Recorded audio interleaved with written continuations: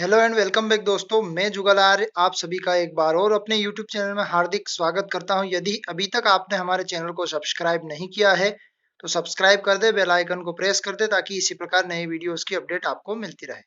जैसे कि मैंने पुराने वीडियो में बताया था कि मैं हिंदी साहित्य के बारे में कुछ ग्रामेटिकल मटेरियल लेकर आ रहा हूँ जो कि आपकी बोर्ड एग्जाम के लिए बहुत महत्वपूर्ण है और सभी कक्षाओं के लिए और सभी परीक्षाओं के लिए ये एक महत्वपूर्ण टॉपिक है। इस वीडियो में मैंने आपको प्रयास किया है कि सारे के सारे रस को मैं आपको कवर करवा दूं और बहुत सिंपल एवं शार्ट भाषा में इसको मैं आपको समझा दूं।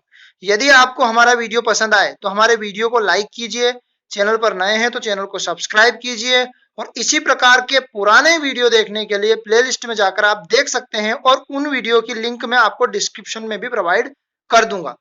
तो साथियों, दोस्तों और प्रिय छात्र छात्राओं, आपसे निवेदन है कि इस वीडियो पर अंत तक बने रहें। मैं आपको गारंटी देता हूं इस वीडियो में आपको पूरा का पूरा रस मैं आपको कवर करवा दूंगा कि रस के भाग, रस के अंग, रस कितने होते हैं, रस की परिभाषा क्या, बहुत सरल लैंग्वेज में आपको लिखाई गई है और ये आपकी एग्जाम के लिए बहुत महत्वपूर्ण है।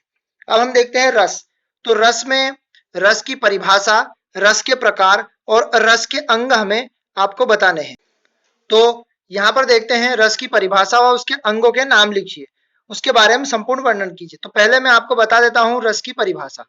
किसी काव्य को पढ़ने, सुनने व देखने में जो पाठक, पाठक कौन होता है? जो पढ़ता है वो पाठक होता है। सुनने वाला कौन होता है? श्रोता।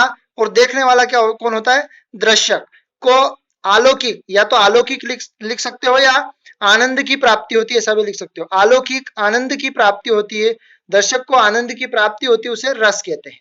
मतलब कोई सा भी काव्य उठा लो, आप यदि पढ़ोगे तो पढ़ने पर आपको मजे आने चाहिए, जैसे हंसी आ जाए, हास्य रस, है ना, दुख हो जाए, रोने वाला दृश्य आ जाए तो वहां आपका दुखी होने वाला रस। तो मैं आपको पूरा का पूरा इसको कवर करवाने वाला हूं। तो किसी काव्य को पढ़ने, सुनने व देखने में जो पाठक, श्रोता और दर्शक को अलौकिक आनंद की प्राप्ति होती है उसे रस कहते हैं।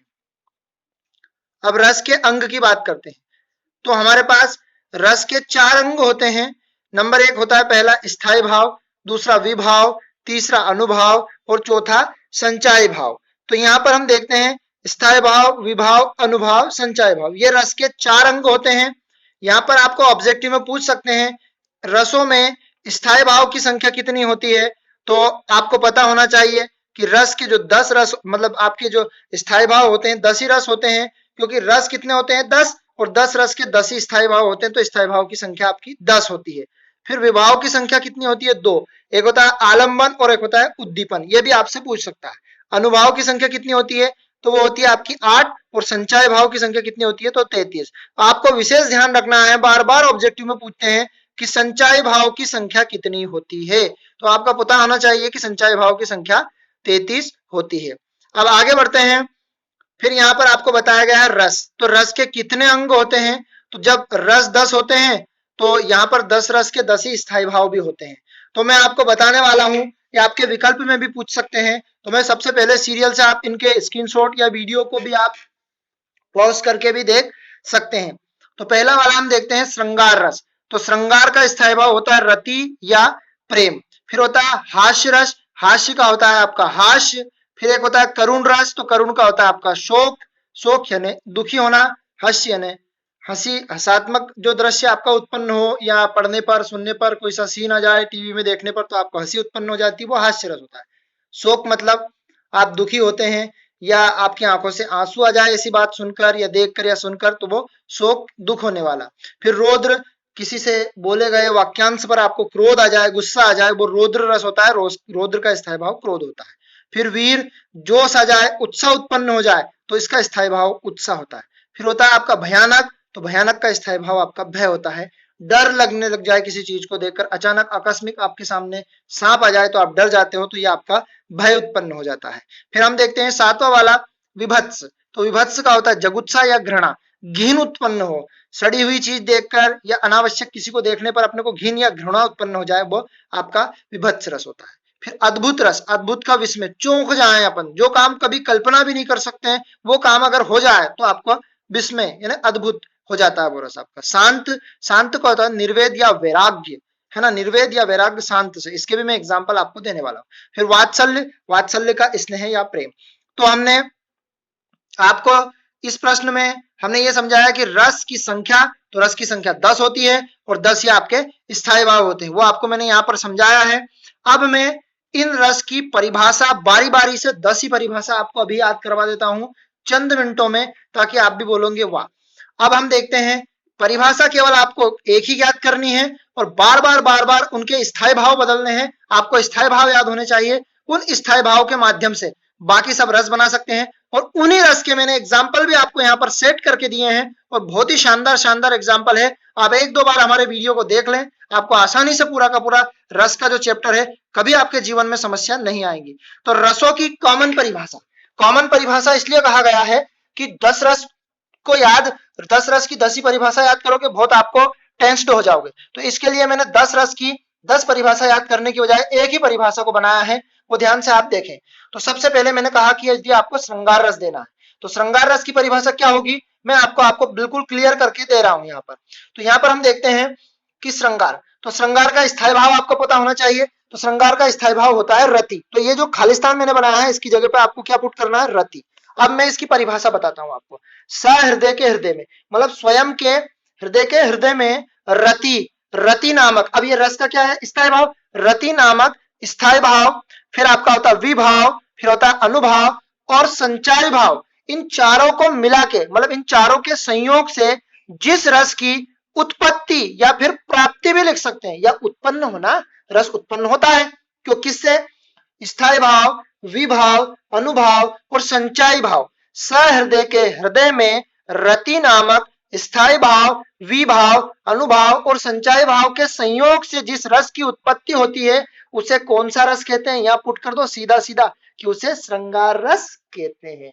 अब यहाँ पर हमें परिभाषा में कुछ भी चेंज नहीं करना है, केवल और केवल यह ध्यान रखना है कि हमें इसका स्थायी भाव चेंज करना है और उसे वो फलाना रस कहते हैं। एक बार और रिपीट कर देता हूं, सहृदय के हृदय में रति नामक स्थायी भाव, विभाव, अनुभाव, संचारी भाव के संयोग से जिस रस की उत्पत्ति होती है उसे श्रृंगार रस कहते हैं। श्रृंगार के दो प्रकार होते हैं, नंबर एक होता है संयोग श्रृंगार और एक होता है वियोग श्रृंगार। तो इसकी परिभाषा आप मन से बना सकते हो। देखो, संयोग मतलब मिलना, वियोग मतलब बिछड़ना। मतलब कहने का यह है, आपसे स्पेशल में पूछा जाए तब, नहीं तो सीधा सीधा आप कोई सा भी एग्जाम्पल इसका लिख सकते हैं श्रृंगार रस में। तो श्रृंगार का स्थायी भाव रति नामक स्थायी भाव, विभाव, अनुभाव, संचारी भाव के संयोग से जिस रस की उत्पत्ति होती है उसे श्रृंगार रस कहते हैं। एक बार और ये परिभाषा आप देख लें। अब इस परिभाषा को मैं जैसे स्क्रॉल करता जाऊंगा वो परिभाषा बार बार नहीं बताऊंगा, केवल बोल दूंगा आपको, है ना। तो यहाँ पर संयोग श्रृंगार का उदाहरण है आपका, बतरस लालच लाल की मुरली धरी लुकाए सोह करे भोहिन हंसे देन कहे नटियाए। मतलब मुरलीधर बंसी वाले जो हैं वो ललचाते हैं सभी को, मुरली के लिए उनको ललचाते हैं, यदि वो मांगते हैं नहीं देते हैं, बार बार मना कर देते हैं, तो ये हो गया संयोग श्रृंगार। अब वियोग का मतलब होता है दूर जाना या बिछड़ जाना। तो वियोग मतलब हे खग, हे मृग, हे मधुकर श्रेणी तुम देखी सीता मृग नयनी, मतलब पक्षी, पशु, हिरण, मृग, इनसे सभी से पूछते हैं भगवान राम उनके वियोग में जब उनका हरण हो जाता है कि तुमने हिरण के समान वाली नयन वाली मेरी सीता को देखा है। तो यह वियोग की बात होती है, जब वो विलाप करते हैं, दुखी हो जाते हैं और उनको वन वन ढूंढते रहते हैं तब। तो इसका एग्जाम्पल ये हो गया। तो एग्जाम्पल आपके इजी से मैंने दिए हैं। प्रयास ये किया है कि सरल लैंग्वेज में आपको समझाने का मैं प्रयास करूं, जो कि आपकी एमपी बोर्ड की परीक्षा के लिए बहुत इंपॉर्टेंट। एमपी बोर्ड या किसी भी एग्जाम में यदि साहित्यिक भाषा में रस पूछे जाते हैं तो उन रस के लिए आपको यह वीडियो बहुत कारगर साबित होगा। यदि वीडियो हमारा आपको पसंद आए, अंत तक बने रहें, वीडियो को लाइक कीजिए, चैनल पर नए हैं तो चैनल को सब्सक्राइब कीजिए, बेल आइकन को दबाना ना भूलें ताकि इसी प्रकार के वीडियो धड़ाधड़ आपको मिलते रहें। अब हम हास्य रस की बात करते हैं। तो हास्य रस के कई उदाहरण होते हैं, पर मैंने एक सरल एग्जाम्पल ताकि आपको फटाक से याद हो जाए वो वाला लिखा हुआ है। तो हास्य का स्थायी भाव होता है हास। अब इसकी परिभाषा कैसे बनानी है आप सभी के दिमाग में होगा, आप मेरे साथ दोहराएं। सहृदय के हृदय में हास्य नामक स्थायी भाव, विभाव, अनुभाव और संचारी भाव के संयोग से जिस रस की उत्पत्ति होती है उसे हास्य रस कहते हैं। उदाहरण, कहा बंदर ने बंदरिया से चलो नहाए गंगा, बच्चों को घर छोड़ के करने दो हुड़ दंगा, मतलब एक बंदर है और एक बंदरिया है, दोनों आपस में बातचीत कर रहे हैं। वो कह रहे हैं कि नहाने चले गंगा, बच्चों को घर पे छोड़ दो, उनको करने दो मस्ती हुड़दंगा, है ना। तो ये हो गया आपका हास्य रस। तो हास्य की परिभाषा हो गई। अब परिभाषा में आपको बार बार बोलने वाला नहीं हूं, सीधा आपको उस परिभाषा में जहां पहला वाला खाली स्थान है उसमें उसका स्थायी भाव लिखना है और दूसरा वाला खाली स्थान उसमें उसको फलाना रस कहते हैं, ऐसा आपको बोलना है। तो अब यहाँ पर करुण का शोक, शोक मतलब हम यहाँ पर भगवान कृष्ण जब सुदामा को देखते हैं, उनकी दशा देखकर उनकी आंखों से आंसू निकल आते हैं। ठीक है, तो इसका उदाहरण मैं आपको बता देता हूं। करुण का शोक, सहृदय के हृदय में शोक नामक स्थायी भाव, विभाव, अनुभाव, संचय भाव के संयोग से जिस रस की उत्पत्ति होती है उसे करुण रस कहते हैं। इसका एग्जाम्पल पढ़ते हैं हम।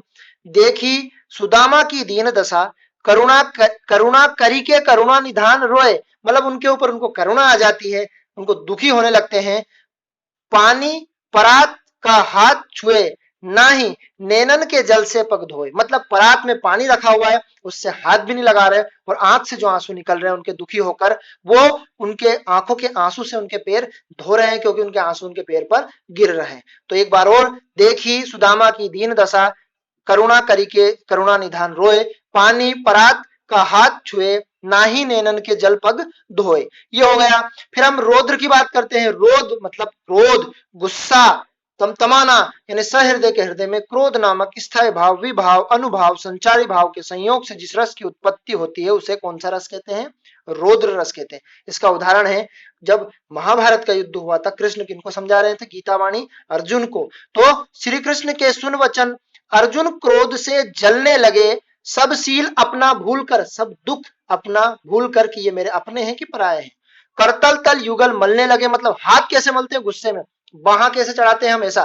करतल तल युगल मलने लगे, संसार देख अब हमारे शत्रु रण में मृत खड़े मृत पड़े, करते हुए यहाँ घोषणा वे होकर उठ खड़े। कौन? अर्जुन। किनकी वाणी सुनकर? श्री कृष्ण की। ये उदाहरण हो गया। चाहे तो आप यहाँ पर इसकी 2 लाइन लिखकर भी आप इसको समापन कर सकते हैं, लेकिन हमने आपको पूरा समझा दिया। अगला वाला देखते हैं, पांचवा वाला। पांचवा उत्साह, जोश, मतलब वीर का होता है उत्साह। तो यहाँ पर भी सहृदय के हृदय में उत्साह नामक स्थायी भाव, विभाव, अनुभाव, संचय भाव के संयोग से जिस रस की उत्पत्ति होती है उसे वीर रस कहते हैं। ये झांसी वाली रानी का बहुत सरल है। बूंदे रे हर बोलो के मुंह से हमने सुनी कहानी थी, खूब लड़ी मर्दानी वो तो झांसी वाली रानी थी। ये उदाहरण हो गया। फिर होता है आपका भयानक।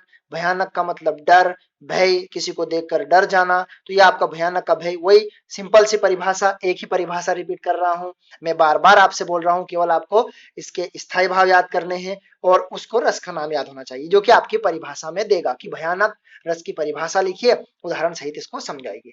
तो यहाँ पर भयानक का भय नामक स्थायी भाव, विभाव, अनुभाव, संचय भाव के संयोग से जिस रस की उत्पत्ति होती है उसे भयानक रस कहते हैं। उदाहरण के लिए, देख जब बारात में भूत प्रेत शिव्याल, थर थर कांपे नर और नारी, भाग चले सब बाल। मतलब बारात जब निकलती है भगवान शंकर भोलेनाथ की, तो उनमें वहां बारात में कौन जाते हैं? उनके सगे संबंधी। अब उनके सगे संबंधी कौन होते हैं? उनके सगे संबंधी होते हैं भूत प्रेत। तो देख जब बारात में भूत प्रेत शिव्याल, थर थर कांपे नर और नारी, मानव और महिलाएं, मतलब मनुष्य, पुरुष और महिलाएं दोनों कांपने लगती है और बच्चे तो उनको देखकर डरकर भाग ही जाते हैं। तो ये इसका उदाहरण हो गया।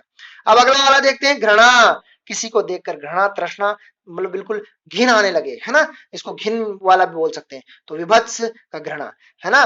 घृणा नामक स्थायी भाव, विभाव, अनुभाव, संचय भाव के संयोग से जिस रस की उत्पत्ति होती है उसे विभत्स रस कहते हैं। ये उदाहरण देखिए, बहुत शानदार उदाहरण है। घर में लाशे, बाहर लाशे, सड़ती लाशे, नुचती लाशे, दुर्गंध घोटती सांसे, इंसान हुआ लाशे लाशे। ये इसका उदाहरण हो गया। वीडियो लेंथी हो रहा है इसलिए अब हम आपको शॉर्ट एंड स्वीट में समझा देते हैं क्योंकि मैंने परिभाषा बार बार बोल दी है। अद्भुत का विस्मय, विस्मय नामक स्थायी भाव, विभाव, अनुभाव, संचय भाव के संयोग से जिस रस की उत्पत्ति होती है वहां अद्भुत रस कहलाता है। उदाहरण के लिए यहाँ हो गया आपका, एक अचंबा देखा रे भाई, हाड़ा सिंह ठाड़ा सिंह, जो अच्छा लगे फलाना सिंह, ऐसा लिख दो। एक अचंबा देखा रे भाई, ठाड़ा सिंह चरावे गाई, आगे बछिया पीछे माई, गुरु लगे चेले के पाई। कितना अचंबा, कभी गुरु किसी चेले का लगता है पाए, पर इसमें बताया गया है कि गुरु लगे चेले के पाए। तो आश्चर्यचकित, एकदम विस्मय हो जाते हैं अपन। तो ये हो गया आपका विस्मय रस। अब हम देखते हैं 9वां वाला रस, इसका सेकंड लास्ट और लास्ट आपका वात्सल्य रस। तो इस चैप्टर में मैंने रस कवर करवाया है। तो देखते हैं 9वां रस, यहाँ पर ये होता है आपका शांत रस, तो शांत का हो जाता है निर्वेद। निर्वेद नामक स्थायी भाव, विभाव, अनुभाव, संचायी भाव के संयोग से जिस रस की उत्पत्ति होती है वहां कौन सा रस कहलाता है? शांत रस। अब कबीर जी की बात करते हैं, तो चलती चाकी देख कर दिया कबीरा रोय, दो पाटन के बीच में साबुत बचाना कोई। मतलब जो गेहूं भूनते हैं चक्की में, तो कबीर जी दूर बैठकर उसका दृश्य देखकर रोते हैं कि क्या बोलते हैं? चलती चाकी देखकर दिया कबीरा रोय, दो पाटन के बीच में साबुत बचाना कोई।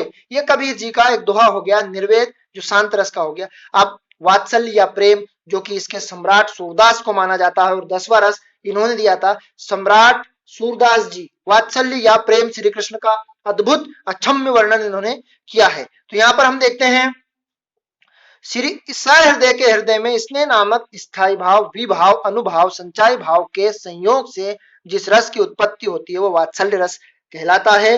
इसका उदाहरण है आपका जसोदा हरि पालने झुलरावे हलरावे दुलरावे मलरावे जो सोई कछुक आवे। वो जैसे ही सोने लगते हैं कुछ गा गा कर उनको सुलाती है। तो ये हमने आपको 10 रस समझाए, और 10 रस में 10 ही रस के स्थायी भाव बताए, 10 ही रस की परिभाषा बताई, और 10 ही रस के आपको उदाहरण समझाए। पर एक चीज बड़ी रोचक बताई हमने इसमें आपके लिए, बहुत इंपॉर्टेंट चीज, कि इनकी परिभाषा केवल आपको कॉमन याद रखनी है। यदि एक ही परिभाषा आपने याद कर ली तो बाकी 10 के 10 रस के उदाहरण मैंने आपको समझाए। एक या दो बार यदि हमारे वीडियो को आपने कान में ईयरफोन लगा के सुन लिया तो समझ लेना आपके रस का झंझट ही खत्म, जो कि आपके एग्जाम के लिए अति महत्वपूर्ण है। और इसी प्रकार के पुराने वीडियो मैंने मेरे चैनल के माध्यम से आप तक पहुंचाने का प्रयास किया है, और आप हमारे इस वीडियो को ज्यादा से ज्यादा फॉरवर्ड कर दें। चैनल पर नए हैं तो चैनल को सब्सक्राइब कर दें, बेल आइकन को प्रेस कर दें, ताकि नए वीडियोस की अपडेट आपको मिलती रहे। तो यहाँ पर हमने रस का सेगमेंट इस वीडियो में समझा।